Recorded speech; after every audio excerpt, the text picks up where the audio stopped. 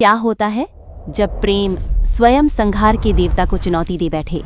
क्या होता है जब खुद कामना ही जलकर राख हो जाए? आप शायद सोचेंगे कि बस यहीं सब खत्म हो गया, कि क्रोध और विनाश की जीत हो गई। पर आप गलत हैं। ये कहानी एक ऐसे प्रेम की जिसने मरने से इनकार कर दिया, एक ऐसी भक्ति की जिसने एक देवता को भी चुनौती दे डाली, और एक ऐसे वादे की जो निराशा की राख में फुसफुसाया गया था। ये कहानी है रति की और प्रेम को पुनर्जीवित करने की उसकी असंभव यात्रा की। हमारी कहानी एक ऐसे समय में शुरू होती है जब ब्रह्मांड पर संकट के बादल छाए थे। तारकासुर नाम के एक दैत्य ने स्वर्ग को भय के साये में जकड़ रखा था, और एक भविष्यवाणी हुई थी कि केवल महान तपस्वी भगवान शिव का पुत्र ही उसका अंत कर सकता है। लेकिन शिव तो संसार से विरक्त हो चुके थे। अपने गहरे शोक में डूबे उन्होंने खुद को ध्यान की एक ऐसी कैद में बंद कर लिया था जहां कोई पहुंच नहीं सकता था, कोई उन्हें छू नहीं सकता था। तब हताश देवताओं ने उस शक्ति को पुकारा जो दुख के इस अभेद्य किले को भेद सकती थी। उन्होंने प्रेम के देवता कामदेव को बुलाया, जो अपने गन्ने के धनुष और फूलों से बने बाणों से सुसज्जित थे।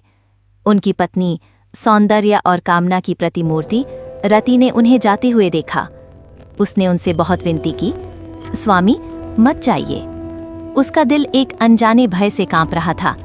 वो जानती थी कि विनाश के देवता को उनकी निद्रा से जगाना एक ऐसा काम है जिससे शायद प्रेम का देवता भी जीवित न लौटे। लेकिन अपने कर्तव्य के प्रति निष्ठावान कामदेव ने विजय का वचन दिया। वो कैलाश के बर्फीले शिखर पर पहुंचे, जहां शिव एक अचल मूर्ति की तरह विराजमान थे। एक गहरी सांस लेकर स्वयं वसंत को उस पर्वत पर उतार दिया।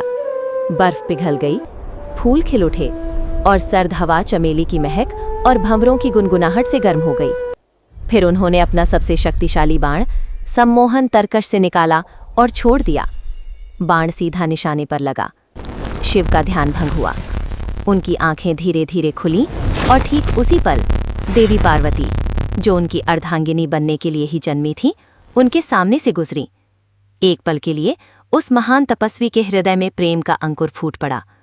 लेकिन ये प्रेम छल से उत्पन्न हुआ था, और शिव ये जान गए। एक ऐसा क्रोध प्रकट हुआ जैसा ब्रह्मांड ने पहले कभी नहीं देखा था। उनकी तीसरी आंख, ब्रह्मांडीय अग्नि की आंख, धधक उठी। उससे प्रलयंकारी ज्वाला का एक सैलाब निकला और सीधा कामदेव को निगल गया।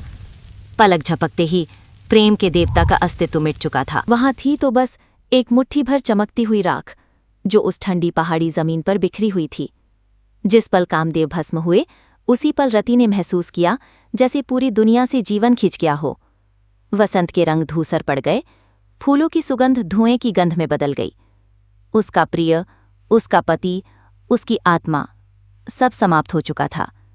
उसकी पीड़ा भरी चीख हिमालय में गूंज उठी, एक ऐसी टूटी हुई आवाज जिसने स्वयं देवताओं को भी शर्म से रुला दिया। उसने कांपते हाथों से उस राख को बटोरा।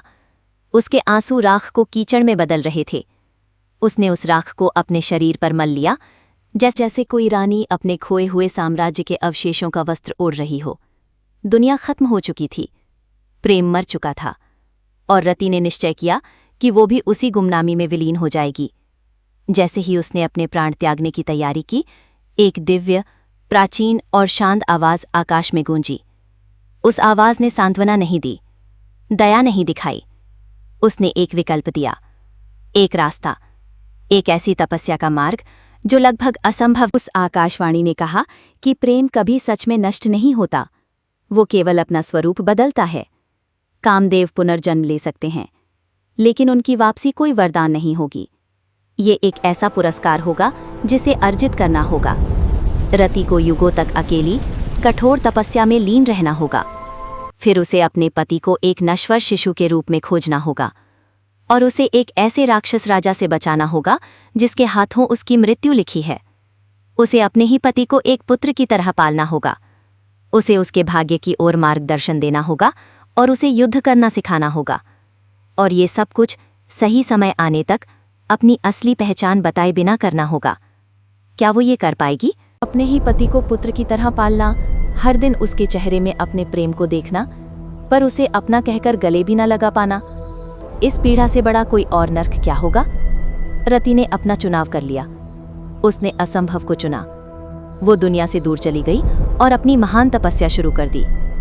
सदियों तक उसने झुलसाने वाली गर्मी और जमा देने वाली ठंड सही।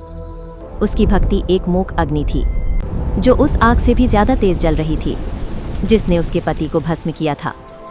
उसका ध्यान इतना पूर्ण था कि स्वयं ब्रह्मांड भी उसकी इच्छा के आगे झुक गया। आखिरकार भविष्यवाणी सच होने का समय आया। द्वारका के भव्य नगर में भगवान कृष्ण और रानी रुक्मणी के घर एक तेजस्वी पुत्र का जन्म लिया, प्रद्युम्न। लेकिन 10 दिन बाद ही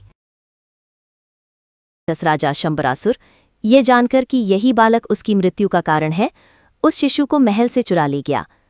उसने उस बच्चे को एक मछली के पेट में बंद किया और उसे उफनते सागर में फेंक दिया, ये सोचकर कि उसने भाग्य को धोखा दे दिया। लेकिन उसने रति को नहीं गिना था। वो मछली एक मछुआरे द्वारा पकड़ी गई और शंबरासुर की ही रसोई में लाई गई। और उस रसोई की मुखिया कौन थी?